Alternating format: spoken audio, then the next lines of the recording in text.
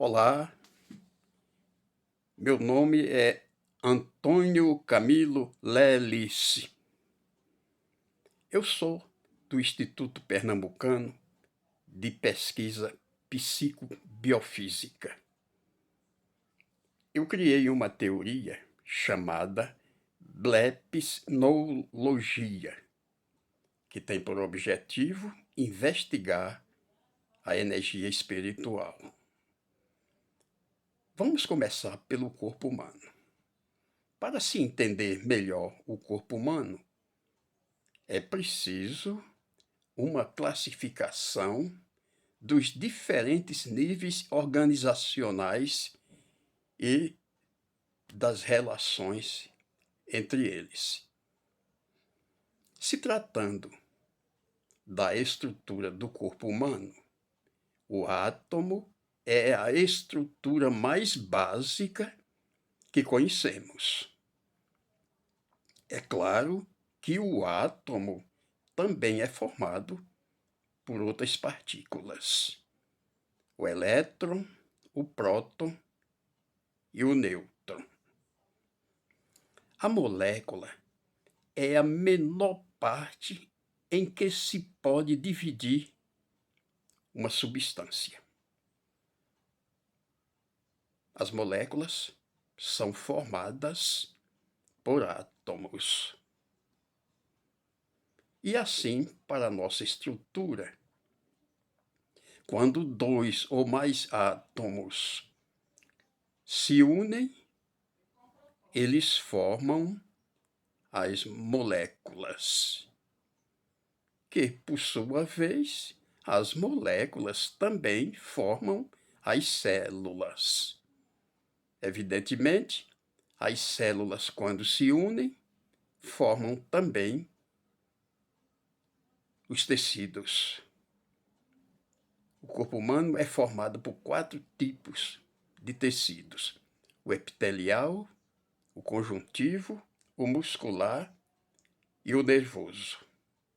E também, quando esses tecidos se unem, eles formam os chamados órgãos do corpo,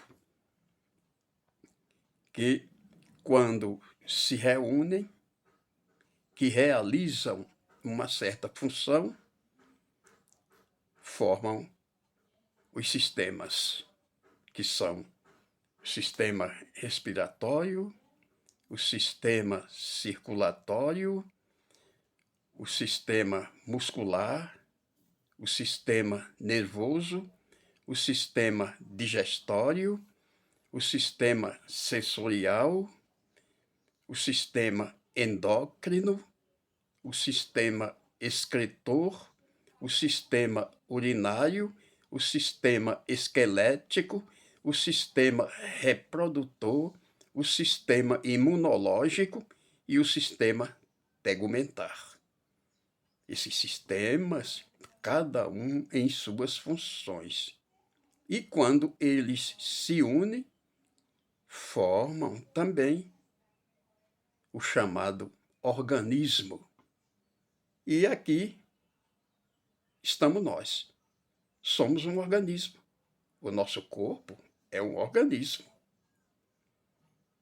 que, em virtude de sua constituição atômica, o corpo humano possui um campo de energia eletromagnética. O cérebro é como se fosse a central de processamento de todas as informações, tanto do exterior quanto do interior. O cérebro é formado por conexões elétricas e substâncias químicas. Existe uma certa semelhança entre as redes e as camadas de células que constituem o cérebro humano com as que constituem o computador. Sabemos que no computador é possível recriar tudo que vemos digitalmente, realizando atividades para as quais foi programado. O cérebro é um pouquinho diferente. O cérebro analisa situações novas, desconhecidas, reage com elas e, além de fazer conexões com nossas experiências, reconhecer padrões e a eles se adaptar. O cérebro é formado por 3 partes: o cerebelo, o tronco encefálico e o córtex cerebral. O cerebelo controla o equilíbrio, o movimento e a coordenação do corpo. O tronco encefálico começa no cérebro, com a medula espinhal, e coordena todas as funções vitais do corpo. O córtex cerebral, formado por neurônios, que são células conectadas entre si, se comunicando por sinais elétricos, isto é, por impulsos elétricos. O cérebro se divide em 2 partes: o hemisfério direito e o hemisfério esquerdo, que estão conectados por fibras chamadas de corpo caloso. O hemisfério esquerdo realiza atividades como o cálculo, o raciocínio e a linguagem. O hemisfério direito realiza atividades como a intuição e a criatividade. O hemisfério direito é responsável pelo controle da parte esquerda do corpo. O hemisfério esquerdo é responsável pelo controle da parte direita do corpo. Quando emoções positivas se processam, o hemisfério esquerdo é a região predominante. Quando emoções negativas se processam, o hemisfério direito é a região predominante.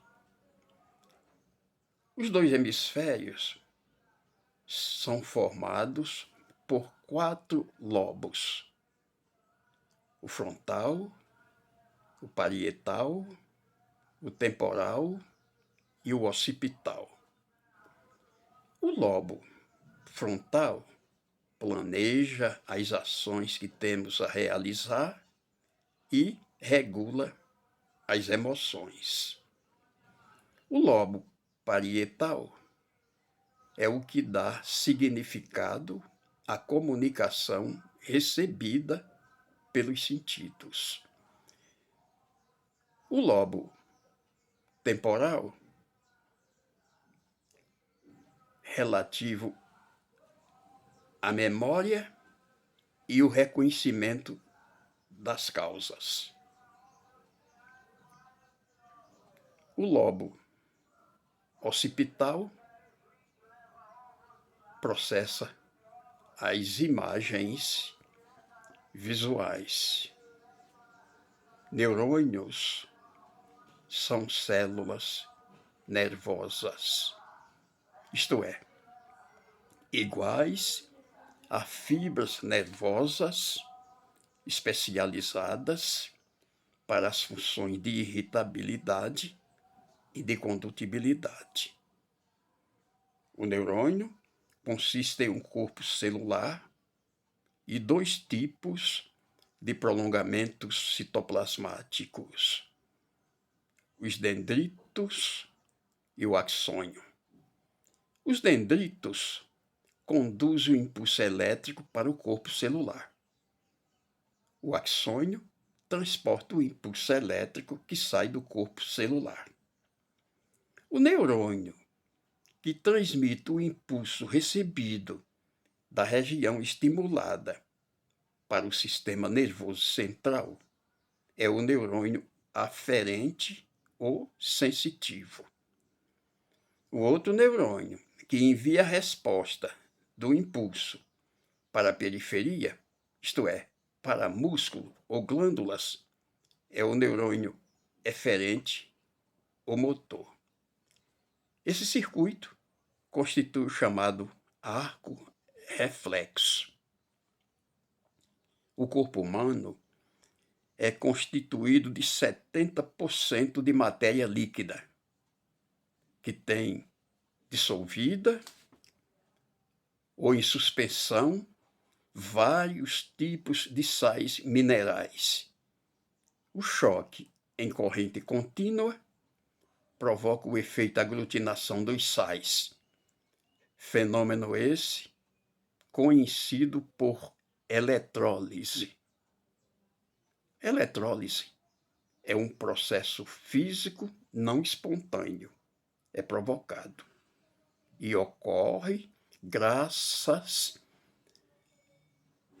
ao fornecimento de energia elétrica por meio de uma fonte geradora. Numa solução, os íons positivos migram para a parte negativa. Assim, ao contrário de uma bateria ou de uma pilha, a parte onde ocorre a reação de oxidação é a positiva. E a parte onde ocorre a reação de redução é a negativa. A ponte salina é a solução condutora de íons que formam a corrente elétrica gerada pelo corpo. A eletricidade do corpo humano é a nível celular. Na parte positiva e na parte negativa, o sódio e o potássio presente no interior e no exterior das células ocorre por formas iônicas. O corpo humano é um verdadeiro circuito elétrico. Mas como é formado o circuito elétrico? O circuito elétrico é formado por 3 elementos fundamentais: a fonte, a carga e os condutores. A fonte, representada pelo corpo. Os condutores, a carga, representada pelos olhos, e os condutores, representados pelas articulações. A fonte fornece a energia elétrica para que a carga possa transformar a energia elétrica em outro tipo de energia. No caso dos olhos, é energia luminosa e térmica. No caso dos condutores, é energia cinética. Se agora, nesse momento, você não está pensando em nada, está desligado das coisas, o circuito está aberto e, portanto, a corrente não circula. Mas quando você fornece sua atenção a algo, o circuito está fechado e a corrente está circulando. Então, se neste momento você está ouvindo uma pessoa, o hemisfério esquerdo do seu cérebro, aí, na região de Wernicke, está acendendo. Do que a pessoa está falando, está acendendo mais à frente na região de Broca. Se você está de olhos abertos na questão, está acendendo o lobo occipital. E se você está pensando, está acendendo o lobo pré-frontal. A estrutura bilateral do cérebro, relativa aos lobos temporais, pertencente ao sistema límbico, tida como a sede da memória, o hipocampo. Como o maior combustível do cérebro é a glicose, como disse Pierre, alterando-se a molécula de glicose, um dos grupos de endoxina é substituído por Flu-18. Flu-18 é o isótopo radioativo que decai para oxigênio 18, emitindo um neutrino e um pósitro. O que é o pósitro? O pósitro é o elétron positivo da antimatéria. E toda vez que o elétron positivo da antimatéria encontra o elétron negativo da matéria, os dois se aniquilam, desaparecem. Surgem dois cursos de energia, dois raios gamas, um para cada lado. O que há de comum na matéria e na antimatéria é a massa. E o que há de contrário é o sinal da carga. O elétron tem carga de menos 1,6 vezes 10 a menos 19 coulombs. Se encontrarmos o antielétron, que é a antimatéria, tem que ter uma carga de massa igual à do elétron, porém com sinal contrário. O próton tem a carga de sinal contrária à do elétron. O elétron tem carga de menos 1,6 vezes 10 a menos 19 coulombs. O próton tem carga de mais 1,6 vezes 10 a menos 19 coulombs. Mas o problema é que o próton tem 1836 vezes mais massa que o elétron. Se você tem o elétron, o próton não é a antimatéria do elétron. A antimatéria do elétron é o antielétron, como a matéria do próton seria o antipróton. O spin é uma grandeza física, isto é, uma característica intrínseca das partículas elementares. E o elétron tem essa característica. O spin do elétron faz com que o elétron se comporte como um pequeno ímã, com uma carga elétrica e um polo magnético. Assim, em nosso cérebro, em nosso corpo, existem eletroímãs acelerando essas cargas. O que vai acontecer? Vai acontecer que você vai ter campos magnéticos acelerando essas partículas, até que umas venham colidir com as outras, causando aquele impacto. Os neurônios, nesse sentido, descarregam eletricidade a intervalo de 15 a 30 milésimos de segundos, formando a corrente elétrica que vai oscilar de 30 a 70 vezes por segundo. Você agora está com as duas ondas cerebrais mais altas, beta e gama. Mas como a onda beta é a onda de quem está desperto, como eu estou aqui, como você está aí, nós passamos o dia todo em beta. Beta tem ciclo de 14 a 30 Hz. Digamos que agora você esteja com uma onda, digamos, de 25 Hz. Você está na sua concentração, na sua meditação, na sua técnica, está gerenciando muito bem essa técnica. Você está operando numa onda de 25 Hz. Mas você está em ascensão, precisa ir mais. Aí tem que aumentar a potência do campo magnético. A perda de potência é diretamente proporcional ao inverso do quadrado da distância. E assim, para uma potência de 100, chega a uma distância de 100 com a intensidade de uma onda de 25 Hz. Você agora se projetou do seu corpo, você está fora. Você está com uma distância de 100. Você está fora.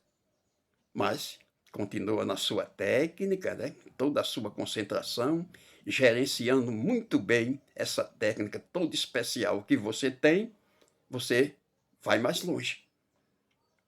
Digamos que um ponto distante de 500, 5 vezes mais longe.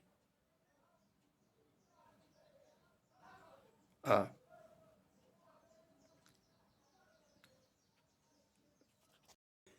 a intensidade será 5 vezes mais fraca, porque 25 é o quadrado de 5.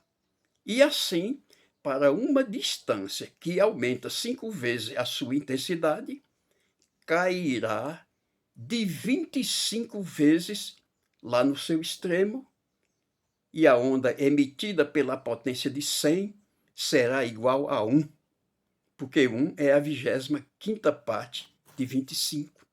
Você caiu agora para delta. Você caiu para 1 Hz. A onda delta tem ciclos de 1 a 4 Hz. Chegando abaixo de 3 Hz, você já não tem mais noção do seu corpo. Você já não é mais um corpo. Não se sente mais como um corpo, não tem a noção desse corpo. Agora você é um campo de consciência, porque você entrou nesse processo consciente através da sua técnica. Você é um campo de consciência. Então, não tem mais noção do corpo, não tem mais noção de nada. Você está em sono profundo, está à beira da morte. Está com 1 Hz circulando em você. Mas você está inteiro. Esse Hz, ele é inteiro. Ele está antes de uma vírgula. Ele está à esquerda de uma vírgula, então ele está inteiro. Para que tenhamos aqui uma noção melhor, vamos dividir esse Hz em 10 partes. Se você dividir esse Hz em 10 partes, você encontrará a 10ª parte dele, né? Cada partezinha é um décimo. Então, você dividiu 1 em 10 partes, encontrou o décimo desse Hz, e cada partezinha é um décimo. Agora, mas você está inteiro. Você está antes da vírgula. Você está em 0,1, mas você está inteiro. Você não caiu a zero, porque se você cair a zero, você morre. Mas você não vai cair a zero dentro de condições normais, porque você está inteiro. Mas digamos agora, você dividiu em 10 partezinhas, em 10 décimos. Cada partezinha é um décimo. Agora, divida uma partezinha, divida um décimo em 10 partes, que você encontrará o centésimo. Então, você encontrou o centésimo. Agora, divida esse centésimo em 10 partes, que você encontrará o milésimo. É sempre múltiplo divisor de 10. 10 vezes um milésimo é igual a 1/100. 10 vezes 1/100 é igual a 1/10. 10 vezes 1/10 é igual a 1 inteiro. Agora vamos dividir cada partezinha dessa por 10. Cada décimo por 10. Cada partezinha, né? Essas 10 partes, vamos dividir por 10. Que você multiplicar por 10, você vai encontrar 100 partes. Você está dividido em 100 partes, mas está inteiro. Se você aplica agora o centésimo e divide o centésimo em 10 partes, você vai para o milésimo, não é? Agora vamos dividir todas essas partezinhas de 100 por 10, multiplicar por 10, você vai chegar a 1000. Você está dividido em 1000 partes, mas você está inteiro. Não morre, continua inteiro. O átomo é formado pelo núcleo e uma região denominada eletrosfera, composta por partículas em movimento, os elétrons. Mas o elétron não pode ter qualquer órbita. E como a energia do elétron depende diretamente da órbita ao redor do núcleo do átomo, e essa órbita só tem alguns valores e não todos, essa energia agora tem que ser quantizada, purificar essa energia. Ela vai ser quantizada. E a partir desse princípio, o elétron não pode se mover lentamente entre sua órbita atual para passar para outra órbita, para passar para uma outra órbita mais energética. O elétron precisa absorver um fóton, que é essa partícula de luz, com a energia exata para ele pular para outra órbita. Olha o salto quântico. Mas o elétron só pode absorver fótons inteiros. E como o espaço entre a órbita e a diferença de energia entre elas é a única para cada elemento na tabela periódica, tem uma forma para essa energia. A energia de um fóton é determinada por essa fóton. E o que temos aqui agora é Planck, a constante de Planck. Porque foi ela que determinou a mínima quantidade de energia que um fóton pode transportar. E a partir disso propôs que a luz só pode conter energia em quantidade discreta. A constante de Planck é extremamente pequena e equivale 6 vezes 10 a menos 34 joules segundos. Isso mesmo, 6,6 vezes 10 a menos 34 joules segundos. Não existem outros números tão pequenos assim na física.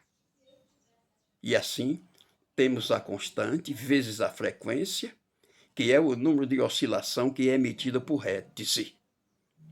E agora é que se sabe porque os físicos nunca chegaram a essa conclusão antes.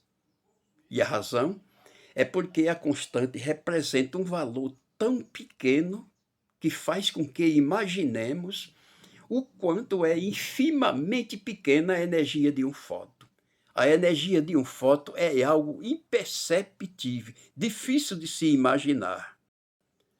A nossa mente está conectada com a grande mente universal.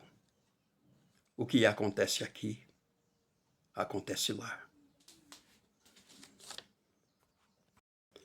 A nossa força mental sintoniza-se num determinado teor vibracional. E a partir de qual teor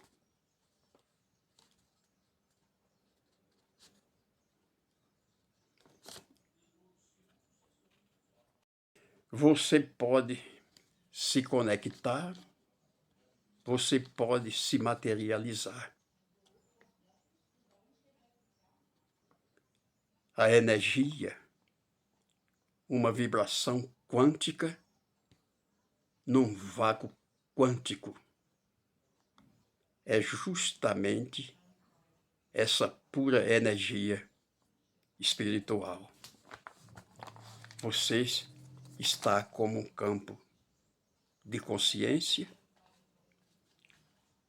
nessa energia que é a sua energia espiritual, é essa a energia do seu espírito. Você está fora. Jamais pensará em voltar porque não tem noção desse corpo. Mas o corpo quer tudo de volta porque está atrelado ao corpo. O corpo é a fonte dessa energia. Então, o corpo cansou, ele quer essa consciência de volta, que é a nossa consciência. Então, você chega o corpo em um é a 25ª parte de 25, você chegou agora na onda de 25, voltou ao seu estado normal.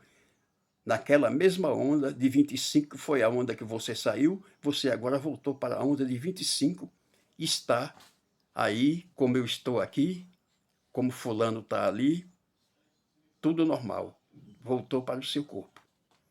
Agora, um problema também poderia até ser, mas isso ninguém pode afirmar. Digamos que você está nesse sono profundo, à beira da morte, antes de voltar para o corpo, não é? E que você tenha um colapso fatal.